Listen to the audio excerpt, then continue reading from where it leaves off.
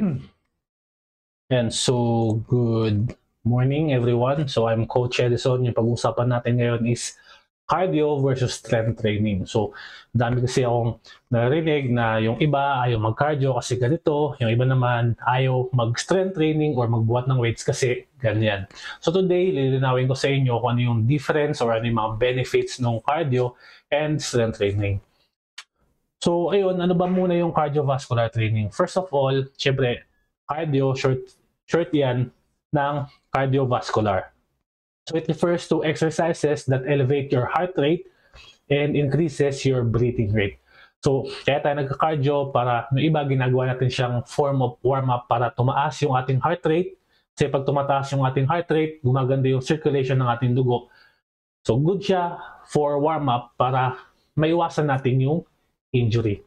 And ang mga benefits nito, syempre, may improve yung ating heart health. Regular cardio workout strengthen your heart. So, napapalakas niya yung ating mga puso and napapababa niya yung ating blood pressure. And nare-reduce niya yung risk ng heart diseases. So, yun, weight loss, cardio helps burns calories and shed excess weight.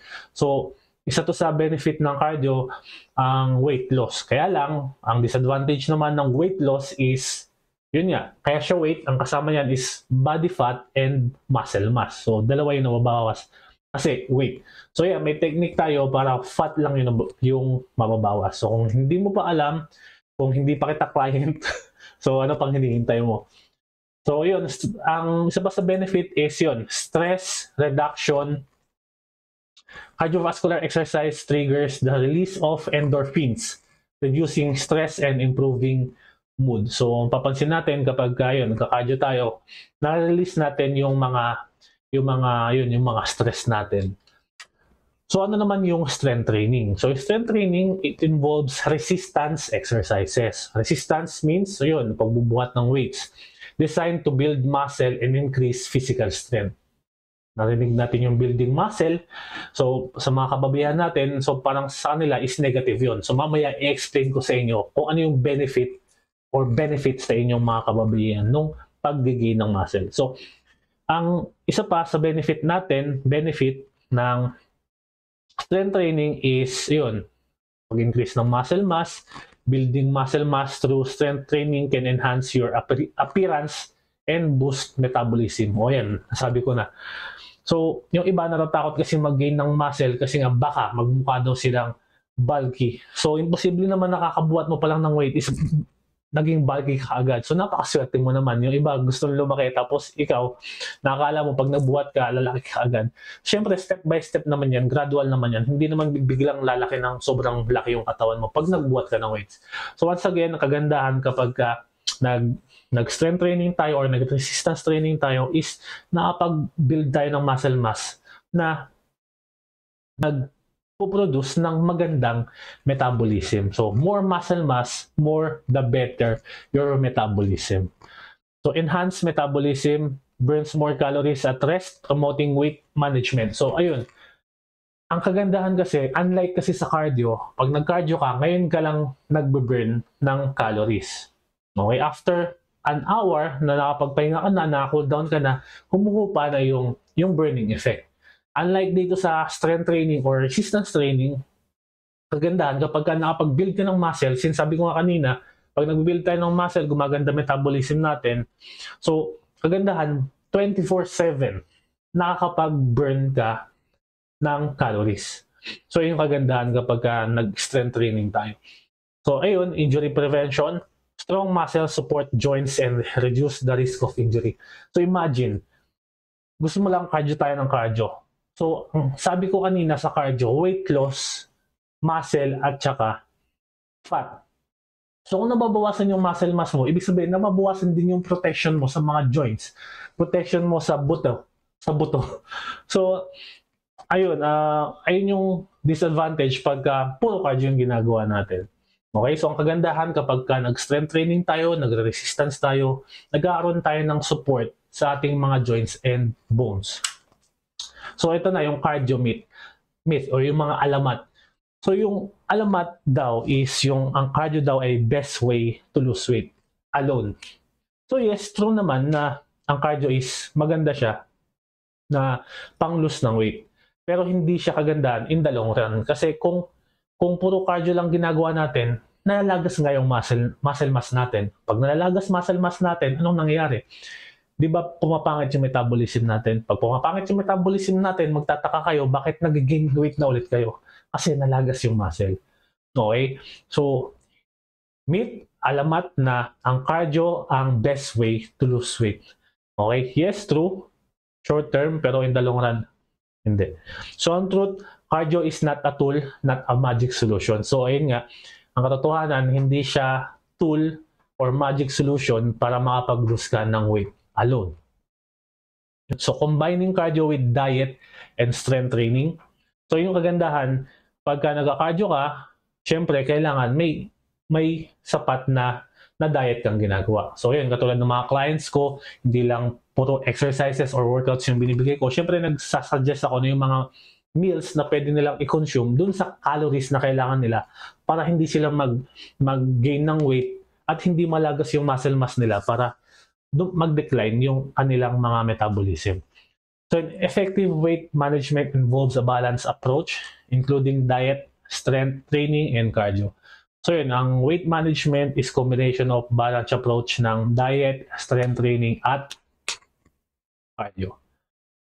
So, ano naman yung alamat ng strength training? Ito yung mga madalas. So, yung strength training will make you bulky. Okay, so once again, ang ating weight management is combination of workout and diet. So, kung hindi naman enough yung protein or yung carbohydrates or yung tamang amount ng macronutrients na kailangan mo, hindi ka naman magiging bulky ka agad, di ba? So, hindi ka magiging bulky sa strength training alone. So, may mga kilala ko na ang lalakas magbuhat, mga powerlifters, pero payat naman, pero malakas. Okay? So, ang truth, strength training, ang katotohanan yun, strength training, it shapes and tones. Okay? So, especially kung galing ka sa pagkapayat, yung darating sa bulky ka agad. Okay? So, masishape muna niya yung katawan mo and matotone ka niya, di ba? And pag galing ka naman sa medyo may kabigatan, syempre, yun, once again, mas-shape ka niya and matotone ka niya. Unlike sa puro cardio, nalagas na yung body fat mo, nalagas pa yung muscle mass mo, di ba? So, ayun.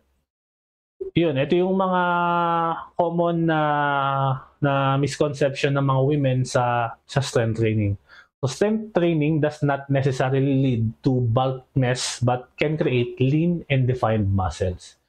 So, yun nga, once again, pagka ikaw female ka or ikaw babae, natatakot ka magbuhat kasi nga baka lumaki yung katawan mo.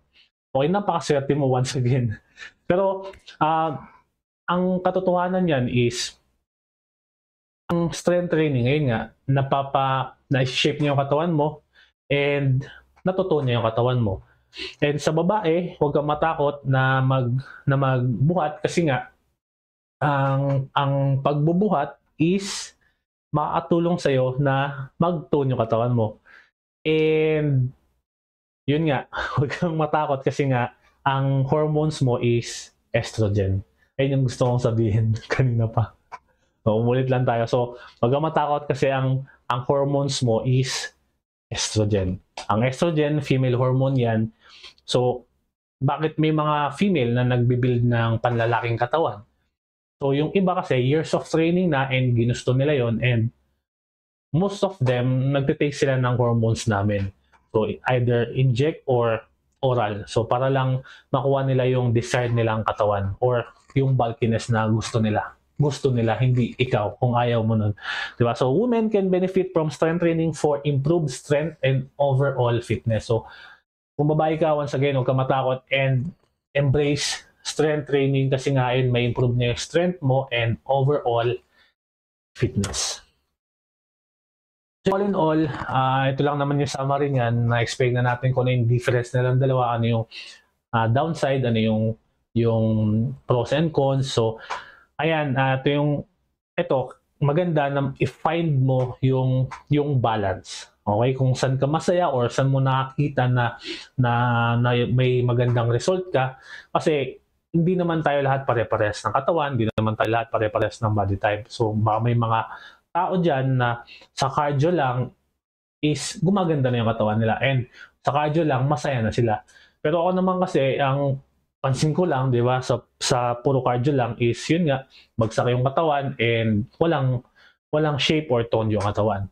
So it's up to you to decide kung paano mo ibabalance yung dalawa. So ayun nga, ako personally, iba yung approach ko sa paano ko ini-incorporate yung cardio sa workout routine ko, kasi iba yung katawan ko. So maaaring iba yung sayo, kaya kung hindi mo pa alam kung paano mo siya matitimpla, i-PM mo na ako kung wala ka pang coach. So ayun, importance of rest, syempre, yun nga, kailangan may balance tayo na yun, strength training, diet, and yun, yung cardio. So kailangan din natin ng mapahinga para makapag-recover yung muscle natin, yung katawan natin. Kasi kung puro tayo workout 7 times a week, di ba? So wala nang room yung muscle natin para mag-recover. Ang final thoughts natin is yun, no one size fits all approach. Yun nga, nasabi ko na kanina, depende yan sa katawan mo, magkakaiba tayong lahat. It's up to you. Ikaw makakaalam yan in the long run kung ano yung best para sa'yo. So ako, sa mga clients ko, kaya every week kong in-update yung program nila, kasi alam ko na hindi agad ayun yung right program para sa kanila. So inaalam ko yan, tinitimpla ko yan.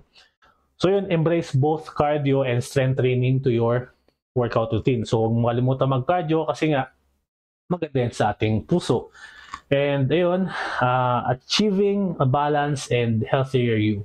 Diba? So ayun nga, pag-balance yung ating approach sa workout, syempre, hindi lang naman physical appearance yung habol natin dito, diba? At the same time, para mas maging healthy tayo, diba? So the best fitness routine considers your individual goals and preferences, combining cardio and strength training for well-rounded approach to health and wellness. So ayun yung English ng mga pinagsasabi ko kanina. So ayun lang yung short video natin for today's video. I hope nakatulong ako sa inyo, and kung may questions kayo, i-PM nyo lang ako. Punta lang kayo sa Facebook page ko, or pwede kayong bumisita sa aking website, https://coachedisonvargas.com.